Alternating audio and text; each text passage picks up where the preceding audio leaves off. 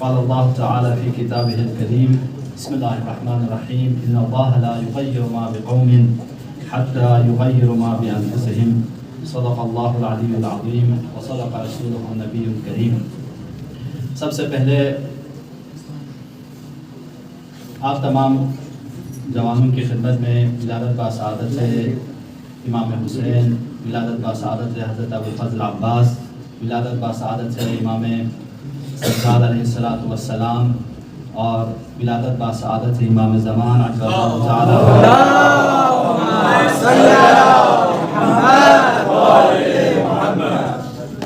ان تمام ذوات مقدسہ کی ولادت با سعادت کی مناسبت سے امام زمان عجل اللہ تعالی فرجہ الشریف، مراجع اعظام اور آپ تمام حضار مجلس اور بالخصوص آج کے اس پروگرام کے مہمان خصوصی جناب حاجی مصطفیٰ ایڈوکیٹ قبلہ کا خدمت میں ہدیہ ترغیب پیش کرتا ہوں، اور ساتھ ساتھ میں شکر گزار ہوں حاجی مصطفیٰ قبلہ کا کہ آپ آج کے اس پروگرام میں تشریف لائیں۔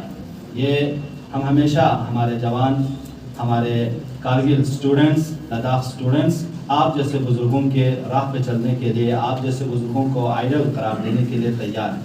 ہمیں دوسروں کو نمونۂ عمل یا دوسروں کو آئیڈل قرار نہیں دینا ہے، ہمیں اپنی قوم کے ہیروز کو ہیرو سمجھنا ہے، جس کسی بھی فیلڈ میں ہوں۔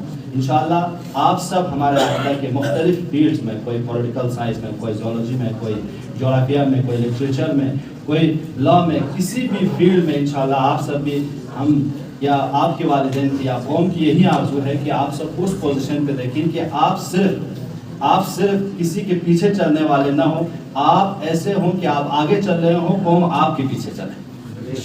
اس لیے کہ ہم اور آپ کو قرآن کی ایک تعلیم ہے کہ آپ متقین کے امام بنیے، یعنی آپ سب سے پیور اور بہترین کوالٹی کے لوگوں کے امام بنیے۔ آپ جاہلوں کے، تعصب میں بھرے لوگوں کے لیڈر مت بنیے، آپ بنیے پڑھے لکھے لوگوں کے، اپنے فیلڈ کے اتنے پڑھے لکھے آپ ہو کہ آپ کو لوگ آئیڈل قرار دیں، آپ کو لوگ نمونہ قرار دیں، اور آپ کے مطابق آپ کی سوچ کو اپنا سوچ کہیں۔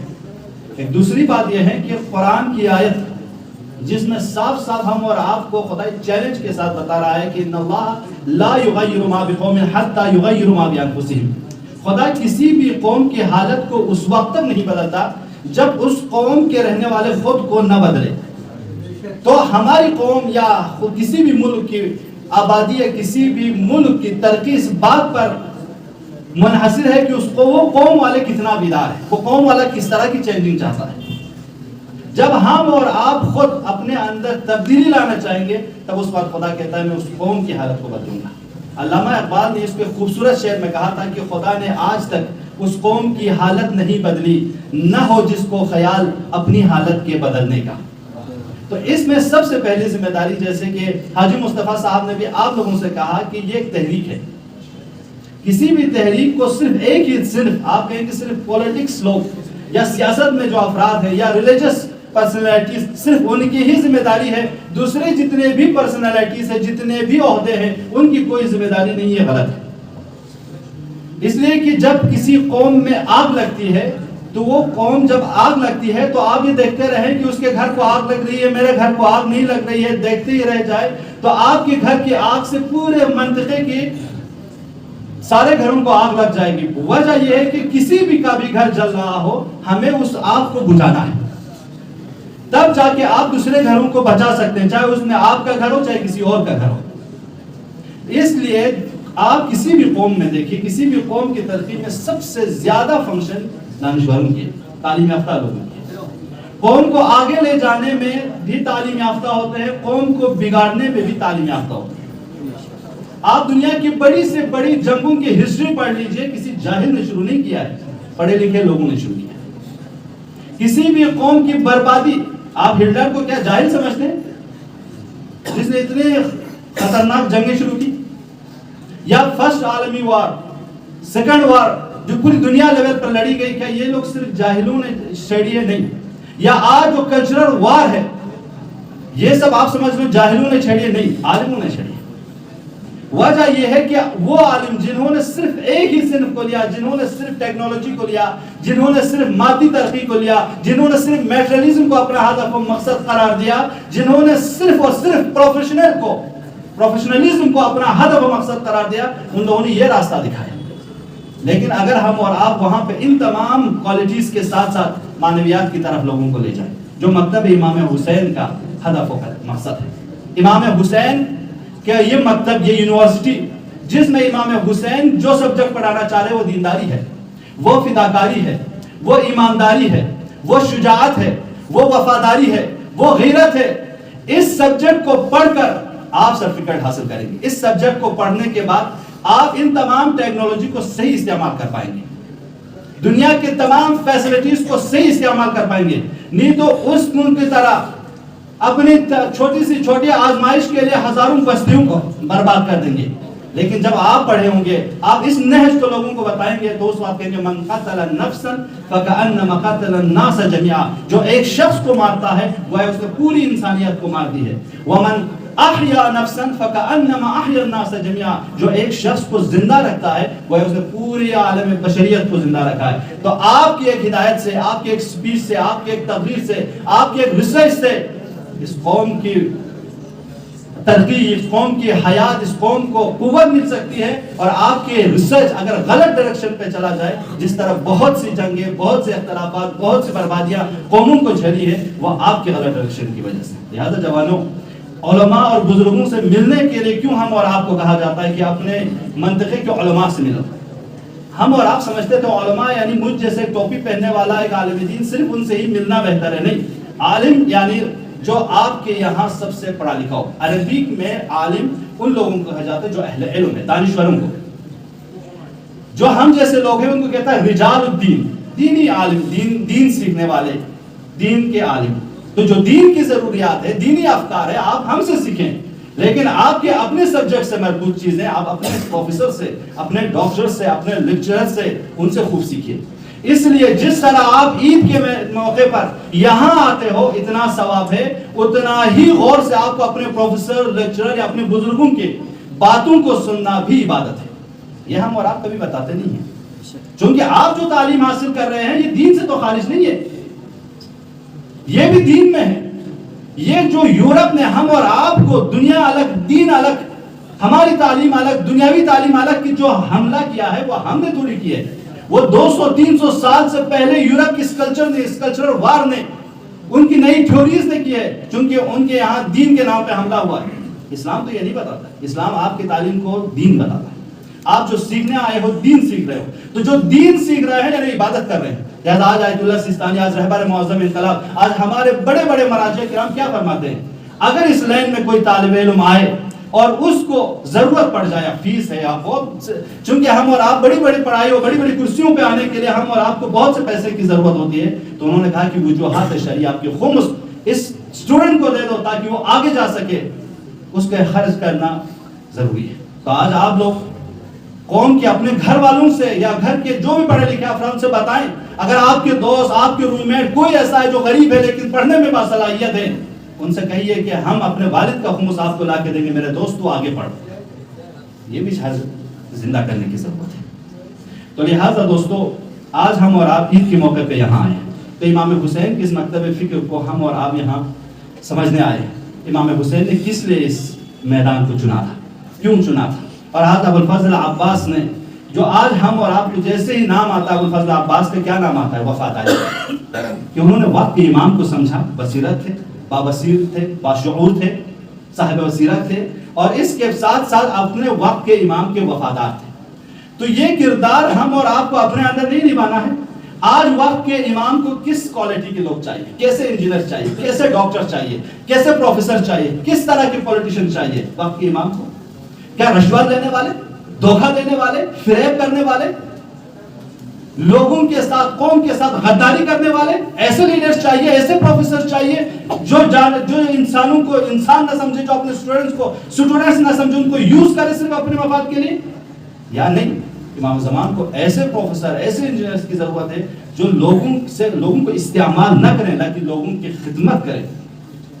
ये चाहिए। तो ये जहद कौन देगा?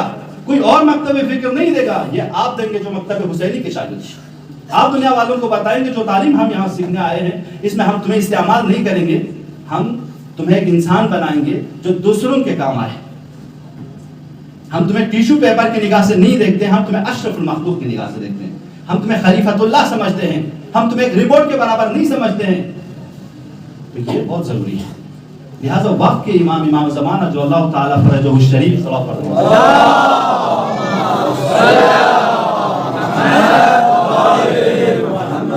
بہترین رول میپ ایک شیعہ کے لیے، ایک مسلمان کے لیے جو آج کے دور میں کہتا ہے کہ میرے لیے کوئی رول میپ نہیں، یہ غلط ہے.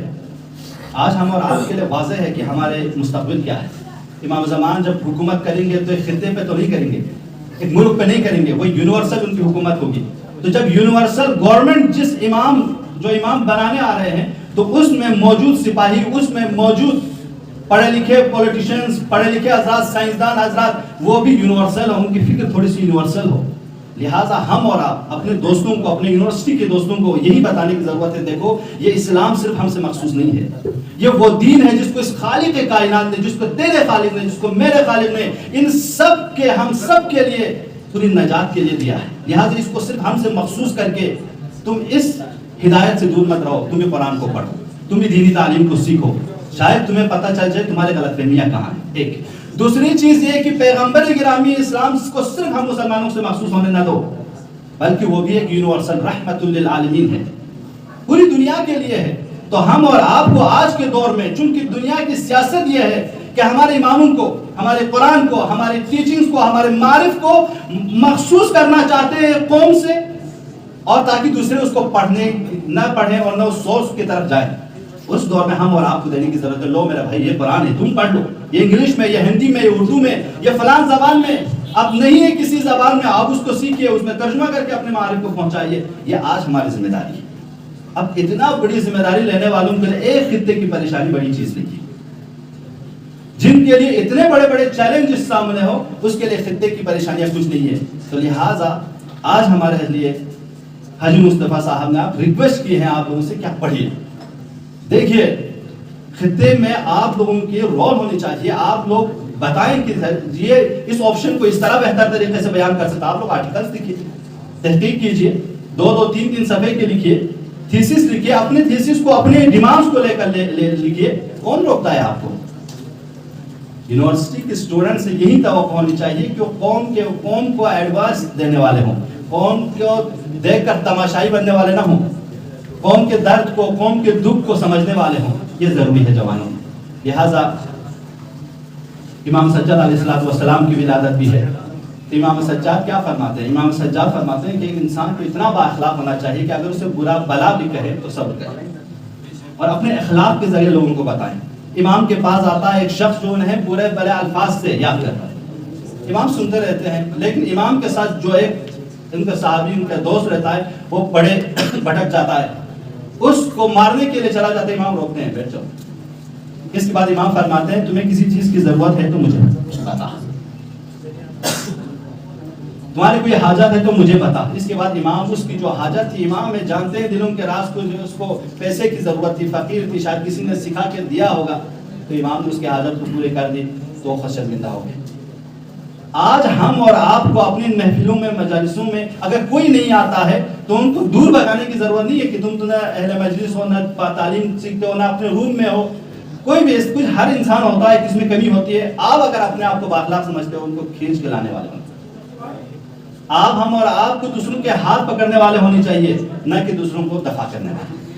لہٰذا آج کے دور میں ضروری ہم اور آپ کو ایک یہ جو ایام ہے جوانوں، ماہ رجب، ماہ شعبان اور ماہ رمضان، یہ 3 چیزیں خود ہمارے آپ کی زندگی کو بنانے کی. آپ لوگوں نے دیکھا کہ کبھی کبھی دکانوں پہ یا مارکیٹس میں ریٹ گرائے جاتے ہیں اپنے سامان کے. جو ایک موسم آتا ہے ان کا، تو اپنے سامان کے لیس ریٹ میں، کم ریٹ میں چیزیں بھیج دی جاتی ہیں تاکہ لوگ اسے لے لیں اور وہ آئندہ کے لیے اپنے سٹاک جمع کریں، اس چیز کو آگے بڑھائیں. اسی طرح خدا نے ہم اور آپ کو ہماری زندگی میں 12 مہینوں میں 3 مہینے جنت کو لینے کے لیے، نیکیوں کو لینے کے لیے. مثلا آپ اس دن، آج ماہ شعبان میں روزہ رکھتے ہیں تو رسول اللہ فرماتے ہیں اس مہینے میں میری، چونکہ یہ مہینہ میرا مہینہ ہے، میرے مہینے میں میری مدد کرو. اب میری مدد کیسے کریں کہ روزہ رکھ کے کرو، صدقہ دے کے کرو. روزہ ایک دن آپ رکھتے ہیں، پیغمبر فرماتے ہیں وجبت لہ الجنہ، اس کے لیے جنت ہے. یعنی ایک دن کے روزہ اتنا آسان کر دیا آپ کو، ایک دن کے روزہ جنت نصیب ہو جائے. آپ ایک صدقہ دے دیں گے تو تو اس سے آپ کو جنت نصیب ہو جائے. کتنا آسان کر دیا. نماز پڑھ لیں, استغفار کر لیں, آپ توبہ کر لیں. بالخصوص ضروری ہے اس دور میں ہم انسان اپنے آپ کو بنائیں. یہ جو آپ سب پڑھائی کر رہے ہیں یہ پڑھائی حاصل کی جانے والی ہے, لیکن اس مہینے میں جو آپ کو حاصل کرنی ہے وہ پڑھائی, وہ علم الوراثہ ہے. اس کو آپ دعاؤں کے ذریعے, استغاثہ کے ذریعے, بالخصوص جوان جب عبادت کرتا ہے, پیغمبر فرماتے ہیں کہ خدا اپنے فرشتوں سے کہتا ہے دیکھو یہ جوان اس میں صلاحیت ہے, گناہوں کے کلب میں بھی جا سکتا تھا, یہ گمراہوں میں بھی جا سکتا تھا, فاحشہ میں بھی جا سکتا تھا, لیکن اس نے سب کو چھوڑا, میری یاد میں مصلی بچھایا. آج حضرت زہرا, آج امام حسین, آج حضرت ابوالفضل عباس, آج امام زمان, کتنے خوش ہوں گے آپ اور ہم سے کہ ان لوگوں نے ان تمام فحشا کی مجلسوں سے دوری اختیار کر کے آج میرے ذکر کو باقی رکھنے کے لیے یہاں آئے. اور کل قیامت میں صرف ہم اور آپ کو شاید یہی کہہ کے نجات دے دے بی بی زہرا سلام اللہ علیہ, ہاں تم سنگم وہار میں, اس ایریا میں, اس دور میں, اس پورا آشوب دور میں تم نے میرے بیٹے کے ذکر کو لیا تھا, آؤ تجھے جنت میں شفاعت کروں. تو کم نہیں ہے, یہ ہے ذخیرہ آخرت. لہٰذا جو کچھ آپ لوگ یہاں پہ آتے ہو اس کو ٹائم ویسٹ بالکل نہ سمجھیے. یہی اصل زندگی کا ہم اور آپ کو مقصد ہے, یہی معنویات ہے. اور ایک چیز ہم اور آپ الحمدللہ اس مسجد میں کافی سالوں سے, میرا خیال میں 2 سال ہو گئے ہم اور آپ اس میں پروگرام کر رہے ہیں, تو ہم اور آپ کی بھی کچھ ذمہ داری ہے. کچھ دوستوں نے یہ اقدام کیا ہے کہ اس مسجد کے لیے, اس جگہ کے لیے فرش کے انتظام کریں, خالی کا انتظام کریں. تو انہوں نے ریکویسٹ کی ہے کہ ہم اور آپ بھی اپنے حسب توفیق جتنا آپ سے بن پاتا ہے, آپ سے نہیں بن پاتا ہے والد کو فون کیجئے, اس طرح کے کام ہے, آپ جتنا دینا چاہے دے دیجئے اس اکاؤنٹ میں, جو ان کا اکاؤنٹ نمبر ہوگا دے دیجئے. اس میں ہم اور آپ بہترین فرش بچھائے, کافرندانہ, جو ہم اور آپ کے لیے اس محلہ والے سنگم وہار کی مومنین جو ہم اور آپ کے لیے دروازہ ہمیشہ کے لیے کھلا رکھتے ہیں, تو ہم اور آپ کی بھی فرض بنتا ہے کہ ہم اور آپ سے جو بن پائے اس حسینیہ کے, اس مسجد کی خدمت کریں. تو میں آپ سب سے بھی گزارش کروں گا حسب توفیق جو بھی آپ سے بن پاتا ہے اس چیز کو, اس اقدام کو بہتر بنانے میں انشاءاللہ آپ سب بھی مدد کیجیے. آخر میں بس دعا کروں گا ایک بار پھر آپ تمام دوستوں کا, اسٹوڈنٹس کا, جنہوں نے آج کی اس مجلس کا اہتمام کیا, ان سب کا میں شکریہ ادا کروں گا. اور دعا کے لیے بالخصوص بہت سے مریض نے, بہت سے لوگوں نے ہم اور آپ کو, جب بھی مجھے تو میسیج یہ آتا ہے آپ جوانوں کے ساتھ, جوانوں کے دل پاک ہوتے ہیں, ان سے کہیے کہ وہ ہمارے لیے دعا کریں. یاد جوانوں بہت سے توقع ہے مریضوں کے. آج آپ جیسے بہت سے جوان جب ہم ہاسپٹلوں میں جاتے ہیں دیکھتے ہیں کہ بیچارے بیڈ پہ پڑے ہوئے ہیں, ہر ایک کے آنسو ہیں, ان کے والدین کی آنکھوں میں آنسو ہیں, تو شاید آج ہم اور آپ کی یہ دعا ان کے لیے باعث شفا ہو. لہٰذا دعا کریں. اب میں یوجیب ہوں, انشاءاللہ سب لوگ پڑھیں گے تعالی مرتبہ جدن پاک کے نام پہ, اس کے بعد رحمت تمام. بسم اللہ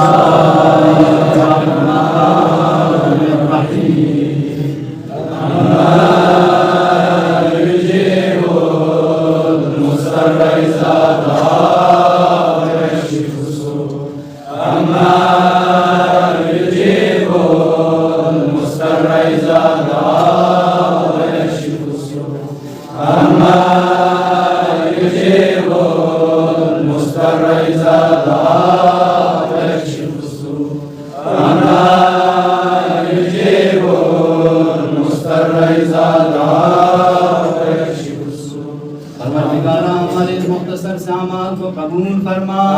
پروردگار اس جب میں موجود مومنین مومنات کی جو بھی حاجات ہیں روا فرما. پروردگار ہمارے سارے جوان مومنین, بالخصوص یہاں کے مومنین, ہمارے وہاں سے آئے ہوئے مومنین, پروردگار یہ سب دور دراز سے یہاں آئے ہیں علم حاصل کرنے کے لیے. پروردگار بہت قلیل مدت میں کثیر تعلیم حاصل کرنے کی توفیق عطا فرما. پروردگار ہم سب کو جوانان بنی ہاشم کی سیرت پر عمل کرنے کی توفیق عطا فرما. پروردگار ہم سب کو بصیرت و شعور عنایت فرما. پروردگار وقت کی مولا امام زمانہ کی ظہور میں تعجیل فرما. ان کے اصحاب و انصار میں شامل فرما. پروردگار علماء مراجع بالخصوص مقام معظم رہبری آیت اللہ سیستانی اور دیگر مراجع اپنے حفظ و امان میں رکھ, کی تعلیمات پر عمل کرنے کی توفیق عطا فرما. پروردگار آج ہمارے مرحومین ہمارے محتاج ہیں کہ آج میرا بیٹا, میری بیٹی, میرا دوست میرے لیے دعا کرے گا. پروردگار اگر ہم سے مستحق ثواب ہو چکے ہیں تو اس میں ہمارے مرحومین کو بھی شامل فرما. اللہ عذاب میں ہو تو رہائی فرما. محمد و آل محمد کے ساتھ محشور فرما. پروردگار مریض ہے, مریضہ ہے, اس طرح بیمار پہ ہے, بہت سے لوگوں نے التماس سے دعا کی ہے. پروردگار بحق امام سجاد بیمار کربلا جو بھی بیمار ہیں اسی آن میں شفا عنایت فرما پروردگار ہم سب کو تمام آفات سماوی و ارضی سے محفوظ فرما الہ واحد المؤمنین والمؤمنات